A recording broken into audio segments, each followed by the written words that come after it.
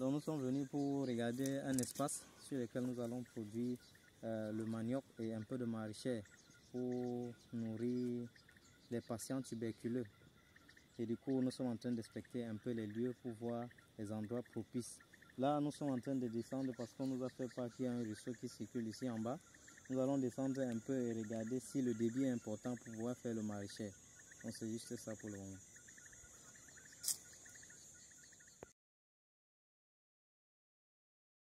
Déjà, la première question c'est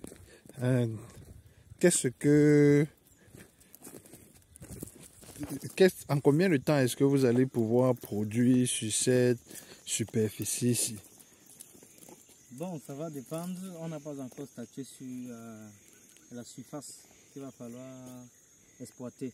Pour le moment, c'est d'abord une mission d'inspection pour pouvoir voir le site si c'est approprié d'abord pour le manioc. Et déjà, à première vue, c'est bon pour le manioc. Et nous allons voir également les bons versants qu'on pourra utiliser pour faire le maraîchage. Mais déjà, la lue est bonne. La période va dépendre de comment est-ce que la pluviométrie se comporte ici. Ok. Ok. Vous allez utiliser des produits pour le faire où ça sera purement naturel. Oui, lorsqu'on parle de l'agriculture naturelle, ça ne veut pas dire qu'on n'a pas mis les intrants. Il y a les intrants biologiques. Par exemple, nous avons à la structure du biofénat, parce que nous sommes également, la structure porte également un projet de santé humaine. Et la santé humaine consiste à la nutrition. Et pour se nourrir bien, sans avoir des effets secondaires, il faut cultiver de façon naturelle. Donc nous utilisons soit le biochar, qui est un engrais biologique que nous faisons, soit du biofénat, qui est également un engrais foliaire que nous faisons en structure pour suivre nos différentes plantations. Donc vous allez utiliser cela, du biochar et du biofénat dans cette culture-ci. Exactement. Ok. Aurait-il des effets secondaires quelconques? Non, en réalité, l'on dit toujours que les effets secondaires sont dus aux résidus des produits chimiques qu'on rencontre dans les produits. Et ces résidus des produits chimiques sont parfois des produits chimiques toxiques qu'on a même déjà interdits dans l'Union européenne, qu'en Afrique, on utilise toujours. Par exemple, au Cameroun, on a 622 produits intrants agricoles homologués par le MINADER. Mais dans tous ces produits homologués, il y a également des produits biologiques à l'intérieur qu'on peut utiliser pour pulvériser ou bien pour engraisser le sol. Même les fientes à la base sont chimiques parce qu'on utilise les bêtes avec les produits chimiques, les vaccins et tout.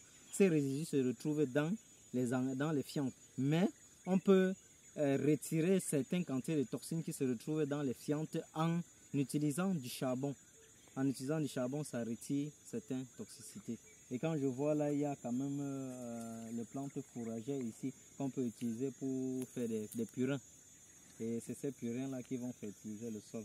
Mais d'abord, déjà, le sol est bon. C'est un sol qu'on a laissé en sachet pour beaucoup de temps. Je pense que c'est très adapté pour faire l'agriculture biologique. Ok, merci bien. Quel est votre constat actuellement en termes de l'eau? Oui, pour ce qui est de... Bon, je pensais que ce ruisseau pouvait avoir un débit important. Mais il est bien vrai que nous sommes en pleine saison sèche. Et du coup, lorsque je vois, il n'y a pratiquement pas d'eau dans ce bassin. Et du coup, on ne pourra pas prendre le risque de faire le maraîchage en comptant sur ce ruisseau, qui est d'ailleurs même presque sec.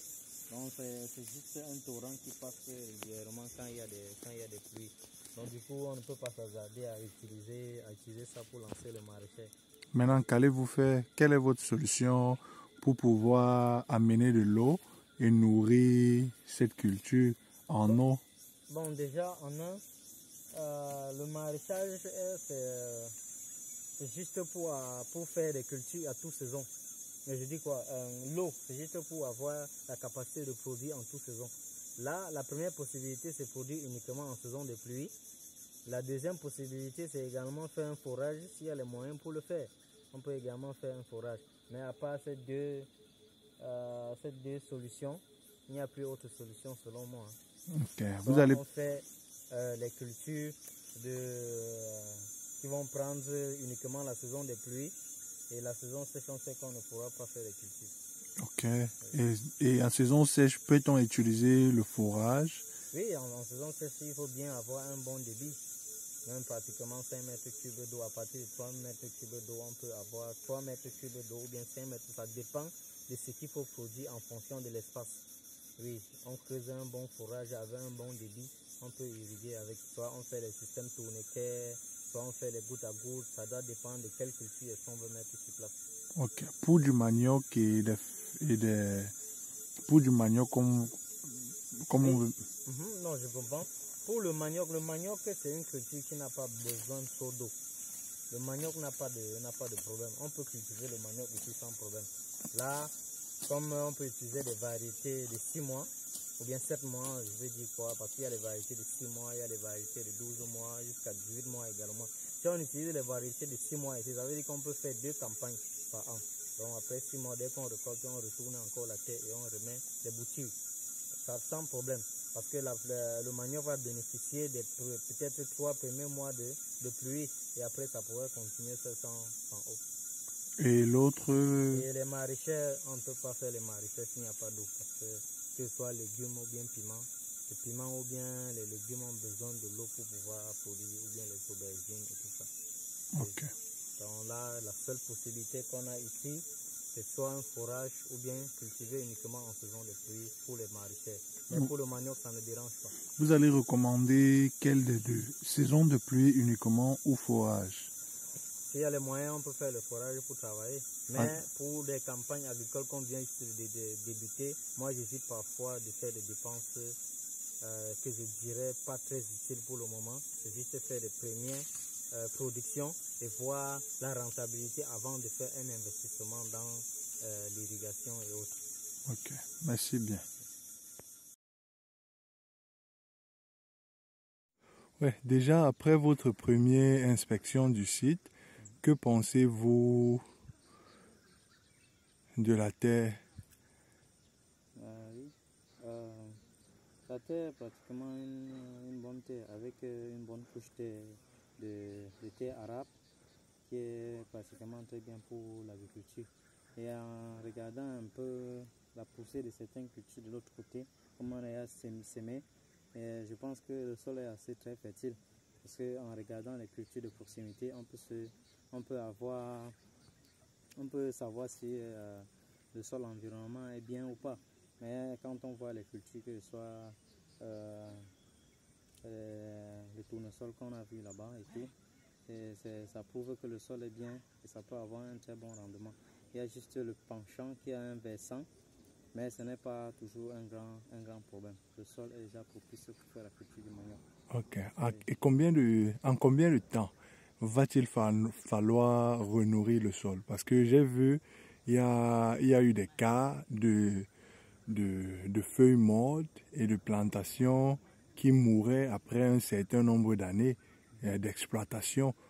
Que pouvez-vous dire sur le temps que nous pourrions exploiter ce sol et est-ce que il va falloir le nourrir après un certain temps ou l'abandonner ou est-ce que ce sol-ci va mourir comme les autres que nous avons eus? D'accord. Bon, en fait, en réalité, ça dépend des cultures. On prend l'exemple, les palmiers à huile font déjà 30 ans, 30 à 40 ans avant d'être renouvelés. Donc, au fur et à mesure, on enrichit le sol.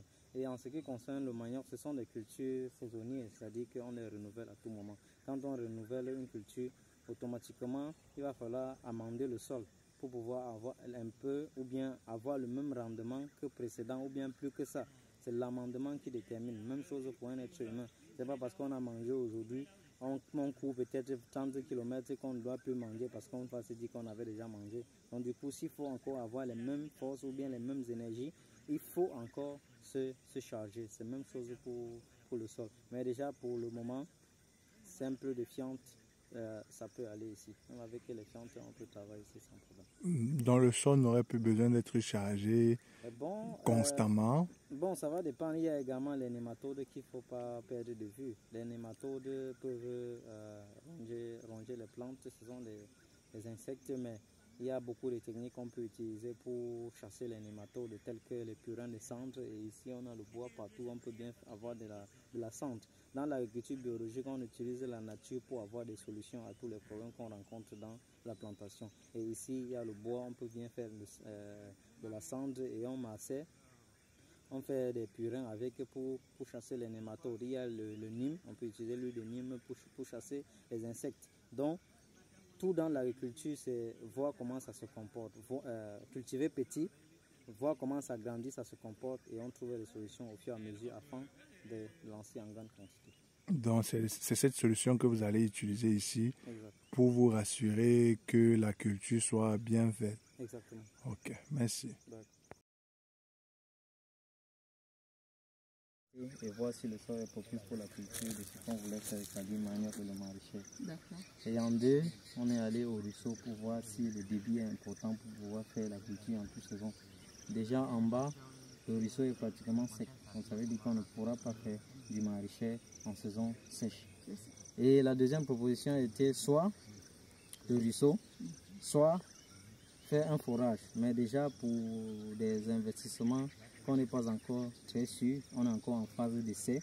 Ce n'est pas mieux de faire des investissements lourds, importants. C'est mieux de commencer petit et voir comment ça se comporte. Et en troisième position, regarder si la fertilité du sol ou bien les nématodes peuvent être des freins. Oui. Ou bien, bon, les nématodes, ce sont des insectes nuisibles. Oui, ça peut être un frein. Mais quand on regarde les cultures environnantes, comment ça se porte et tout, on peut se rendre compte que le manioc peut pousser sans problème. Et tous les autres cultures. Une question, c'était la superficie à laquelle on allait planter. Est-ce qu'on allait planter sur tout le champ ou juste une partie du champ? Oui, déjà, c'est maman qui est mieux habilitée pour répondre à cette question. Nous, on propose de vous prêter 1 hectare. Si ce n'est pas suffisant, on peut aller jusqu'à 2. D'accord. Mais tout en sachant que l'exploitation s'étend sur 7 hectares. Oui. Mais on va commencer avec 1 ou 2. Tout au plus 2 hectares. Ok. Merci.